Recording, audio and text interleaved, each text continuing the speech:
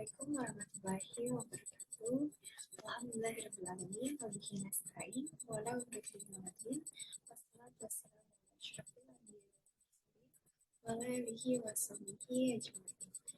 Rabbi shrah li sadri wa yassir li amri wa hlul 'uqdatam min lisani yafqahu qawli. Amma ba'du. Yang terhormat Bapak Dinding Rukmanuddin, MPD selaku dosen pengampu mata kuliah keterampilan berbahasa, dan teman-teman sekalian yang berbahagia.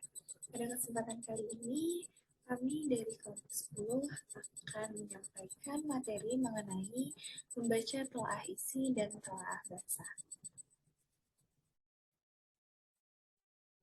Sebelum memasuki materi, izinkan saya memperkenalkan anggota kelompok 10.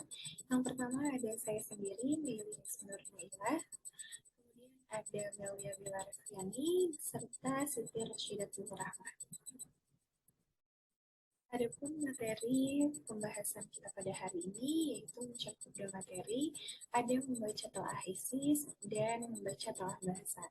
Membaca telaah isi ini meliputi membaca teliti, membaca pemahaman, membaca kritis, dan membaca ide. Sedangkan membaca telaah bahasa itu terbagi menjadi dua, yaitu membaca bahasa dan membaca sastra. Materi pertama akan disampaikan oleh saya sendiri. Yang pertama itu ada membaca teliti.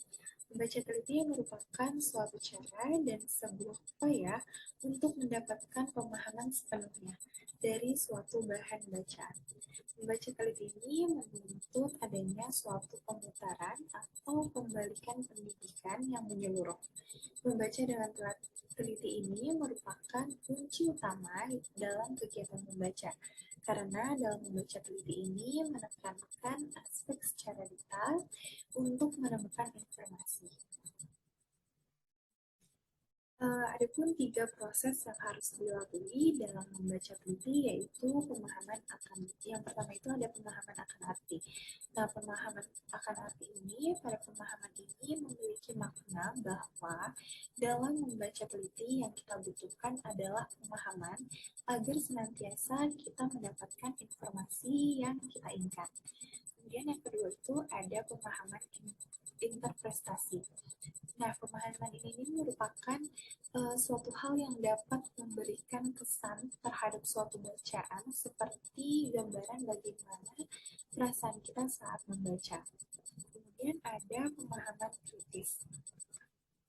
Pemahaman kritis ini di mana kita memilih suatu pemikiran yang kritis agar kita bisa menyerap informasi yang dibutuhkan secara tepat. Selanjutnya itu ada membaca pemahaman.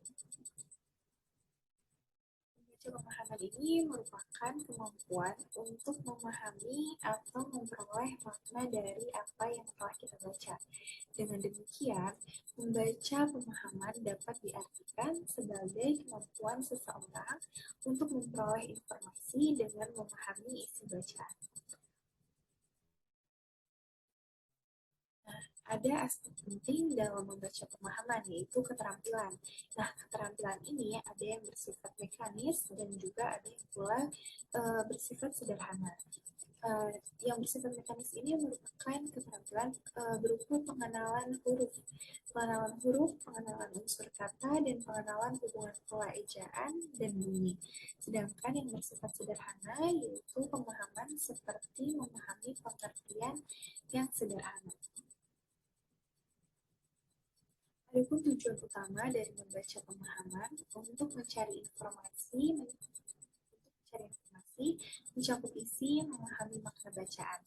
Hal terpenting dalam tujuan membaca pemahaman yaitu yang pertama membaca untuk mendapatkan fakta, yang kedua membaca untuk memperoleh ide utama, yang ketiga membaca untuk mengetahui urutan organisasi cerita, yang keempat membaca untuk menyimpulkan, dan yang kelima membaca untuk membandingkan.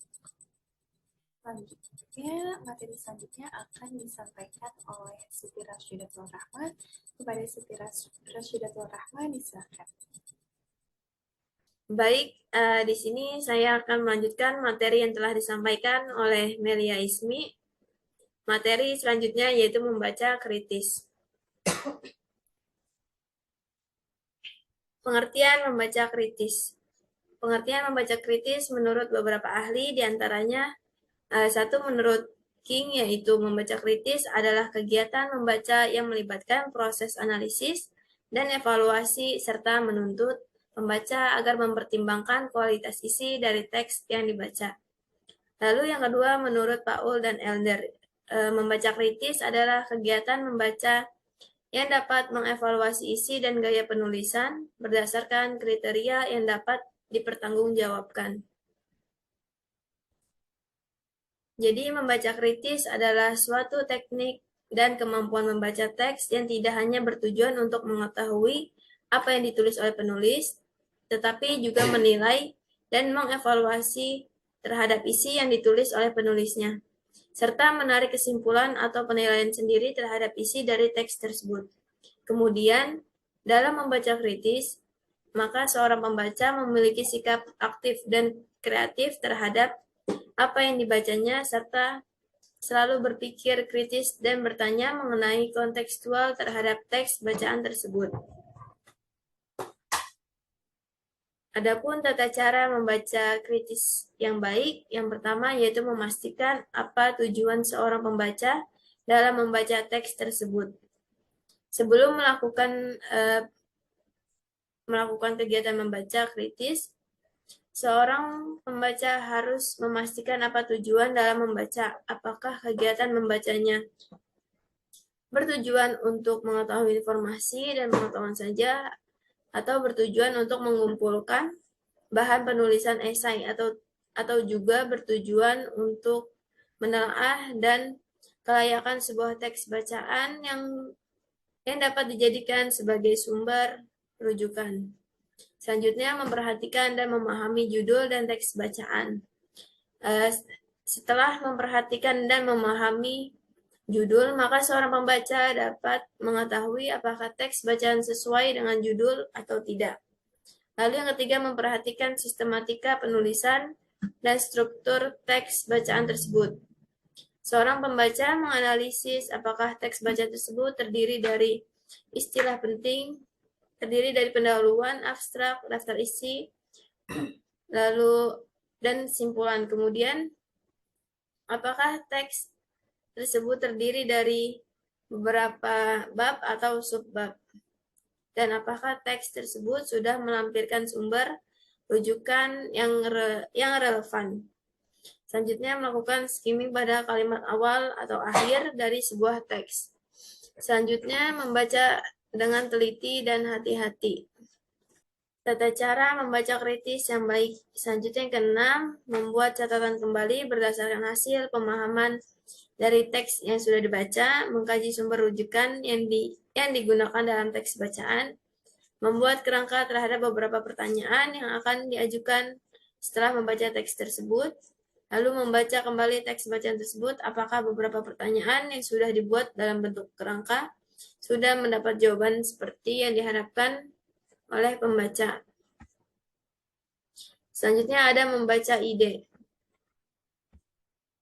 Pengertian membaca ide. Membaca ide berasal dari Kamus Besar Bahasa Indonesia, yaitu dari kata ide, yang berarti rancangan yang tersusun, gagasan, dan cita-cita. Membaca ide diartikan sebagai kegiatan membaca yang mencari, memperoleh, dan memanfaatkan beberapa ide dalam sebuah teks bacaan. Kemudian, membaca ide juga diartikan sebagai kemampuan keterampilan membaca yang bertujuan untuk memperoleh ide pokok, gagasan, dan cita-cita dari teks bacaan. Jadi, membaca ide adalah kegiatan membaca yang bertujuan untuk menemukan ide atau gagasan utama yang hendak disampaikan penulis. Selanjutnya ada dalam kegiatan membaca ide memiliki hubungan dengan beberapa kegiatan membaca lainnya. Di antaranya, satu, hubungan dengan membaca teliti. Dalam membaca ide, penting adanya kegiatan membaca teliti. Dengan ketelitian ini, maka seorang pembaca dengan mudah mendapatkan sebuah ide atau gagasan dari sebuah teks bacaan. Selanjutnya, hubungan dengan membaca pemahaman. Dalam kegiatan membaca ide, maka seorang pembaca akan menemukan sebuah gagasan. Oleh karena itu, adanya membaca pemahaman akan membantu seorang pembaca dalam memahami beberapa gagasan yang sudah diketahui dalam teks bacaannya. Lalu yang ketiga ada hubungan dengan membaca kritis. Adanya kegiatan membaca kritis ini dengan cara menilai dan menganalisis sebuah teks bacaan, maka penting adanya sebuah gagasan atau ide yang ditemukan oleh pembaca. Oleh karena itu, membaca ide menjadi tahap pertama dalam melanjutkan kegiatan membaca kritis. Adapun kegiatan dalam membaca ide memberikan manfaat diantaranya yang pertama yaitu mencapai tujuan membaca dan mendapatkan pengetahuan dari sebuah bacaan secara optimal.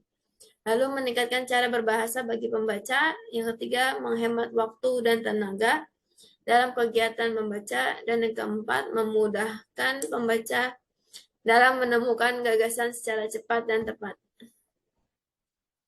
Terdapat beberapa kegiatan yang dapat dilakukan oleh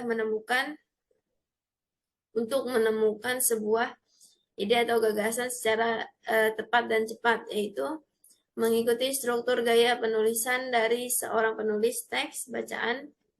Lalu yang kedua, baca secara teliti dan mendesak serta bertujuan untuk mendapatkan sebuah ide pokok atau gagasan. Lalu yang ketiga, membaca kata per kata, tetapi membaca secara keseluruhan untuk mendapatkan pemahaman dan menemukan sebuah ide. Lalu yang keempat, memberikan reaksi dan tanggapan yang cepat dan tepat setelah ditemukannya gagasan dalam teks tersebut. Oleh karena itu, membaca ide merupakan sebuah keterampilan dengan melakukan kegiatan membaca yang bertujuan untuk menemukan ide atau gagasan pokok dari sebuah bacaan, serta bertujuan untuk meningkatkan pemahaman seorang pembaca terhadap apa yang sudah dibacanya. Baik, materi selanjutnya akan disampaikan oleh Melia Bella. Untuk Melia Bella, dipersilahkan. Selanjutnya masuk ke membaca telah bahasa. Membaca telah bahasa asing. Membaca bahasa asing yaitu membaca dengan memperbanyak pendaharaan kata dan dipelajari untuk memahami kata-kata asing dalam bacaan. Selanjutnya, tujuannya yang pertama, memperbesar daya kata, instinct, word, power, jenis umum daya kata. Yang pertama, daya kata yang dipergunakan dalam berbicara dan menulis. Yang kedua, daya kata yang dipergunakan untuk membaca dan menyimak. Yang kedua, mengembangkan kosakata, developing vocabulary. Masuk ke beberapa hal yang harus diketahui untuk memperbesar daya kata. Yang pertama, ragam-ragam bahasa. Ada bahasa formal, informal, bahasa kasar, bahasa percakapan, bahasa slang, bahasa teknik. Sedangkan yang kedua, mempelajari makna kata dari konteks. Yang ketiga, bagian-bagian kata. Yang keempat, penggunaan kamus. Yang kelima, makna-makna varian. Yang keenam, idiom ungkapan. Yang ketujuh, sinonim dan antonim. Yang kedelapan, konotasi dan denotasi. Yang kesembilan, derivasi. Masuk ke membaca sastra. Membaca sastra ini yaitu membaca yang membutuhkan kemampuan pembaca untuk memahami bahasa dan sastra untuk memiliki rasa intuisi dalam karya sastra. Dalam membaca sastra, perhatian pembaca harus dipusatkan pada penggunaan bahasa dalam karya sastra. Keindahan suatu karya sastra tercermin dari keserasian keharmonisan antara keindahan bentuk dan keindahan isi. Dengan kata lain, suatu karya sastra dikatakan indah jika bentuk maupun isinya sama-sama indah. Terdapat keserasian dan keharmonisan antara keduanya. Jenis-jenis gaya bahasa. Yang pertama, perbandingan ada metamorfora, kesamaan, analogi. Yang kedua ada hubungan, yaitu sinekdokil, metonimia. Yang ketiga ada pernyataan, hiperbola, litotes, sama ironi. Baik, cukup sekian materi presentasi dari kelompok 10. Kurang lebihnya mohon maaf. Wassalamualaikum warahmatullahi wabarakatuh. Terima kasih.